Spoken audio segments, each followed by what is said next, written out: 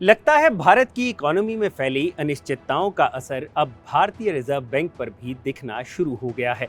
आप में से ज्यादातर लोगों को पता होगा कि आरबीआई हर साल अपनी कमाई का एक हिस्सा भारत सरकार को देता है, जिसे भारत सरकार अपने अलग अलग खर्चों को पूरा करने में इस्तेमाल करती है। इसके नियम लिखे गए हैं आरबीआई एक्ट 1934 के सेक्शन 47 में, जिसमें कहा गया है कि अपने खर्चों को निकालने के बाद जो एक्सेस इनकम है, जिसे सरप्लस कहा जाता है, उसे आरबीआई हर साल सरकार को देगा। लेकिन क्या आप जानते हैं कि इस साल आरबीआई ने सरकार को जो पैसा दिया है वो पिछले 10 सालों में सबसे कम है। इसका मतलब ये हुआ कि आरबीआई का प्रॉफिट पिछले 10 सालों में सबसे कम हो गया है। तो क्या है आरबीआई के प्रॉफिट कम होने की सबसे अहम वजह? क्या महंगाई को रोकते रोकते आरबीआई की हालत भी पतली हो रही है? आज बात इन्हीं सवालों पर। नमस्कार, मेरा नाम है भूपेंद्र सोनी और आप देख रहे हैं अनकट। आरबीआई ने एक बयान में कहा है कि उसके निदेशक मंडल की बैठक में ये तय किया गया है कि फाइनेंशियल ईयर 2021-22 के लिए आरबीआई सरकार को 30,307 करोड़ रुपए सरप्लस ट्रांसफर करेगा।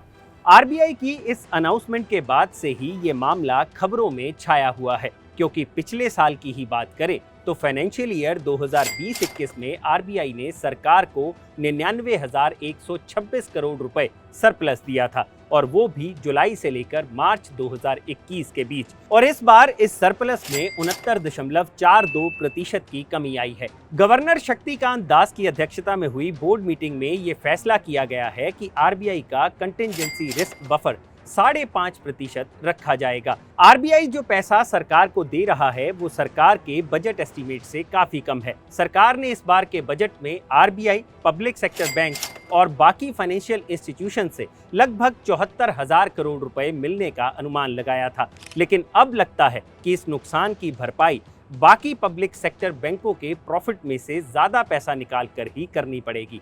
लेकिन अब सवाल ये उठता है कि आरबीआई का प्रॉफिट कम होने के पीछे आखिर क्या वजह रही। तो यहाँ आपको सबसे पहले ये समझने की जरूरत है कि आरबीआई पैसा कैसे कमाता है। आरबीआई की कमाई का पहला जरिया है ओपन मार्केट ऑपरेशंस, जिसके जरिए आरबीआई बैंकों से बॉन्ड्स खरीदता है और उन बॉन्ड्स पर इंटरेस्ट कमाता है, और उन बॉन्ड्स की कीमत मार्केट में बढ़ने पर उसे और फायदा होता है।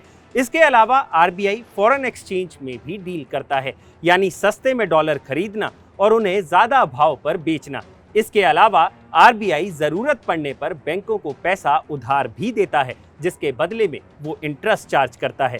इसी इंटरेस्ट को कहते हैं रेपो रेट।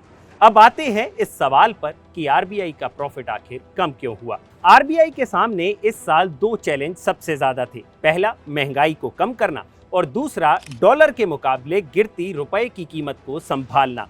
अब इसके लिए आरबीआई के पास जो सबसे बड़ा हथियार होता है वो है मार्केट से एक्सेस लिक्विडिटी को कम करना।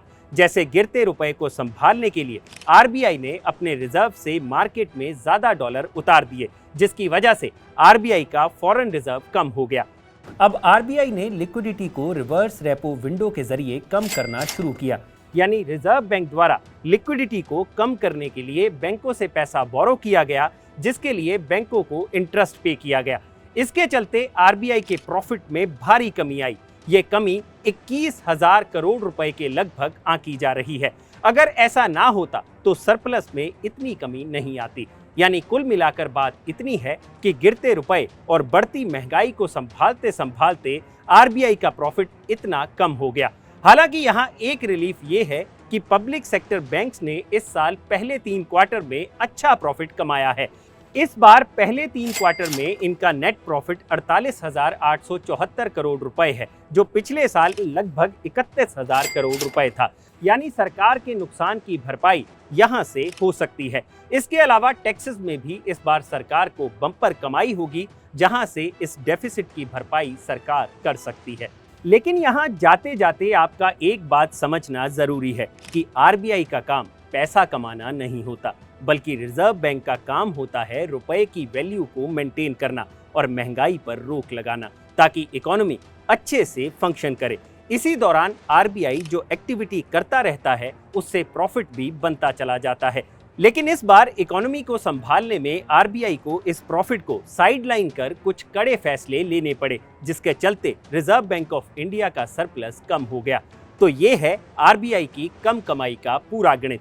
अगर आपको ये वीडियो पसंद आया हो तो इसे लाइक और शेयर जरूर करें और जानकारी से भरे ऐसे ही और वीडियोस देखने के लिए सब्सक्राइब करें हमारा चैनल अनकट।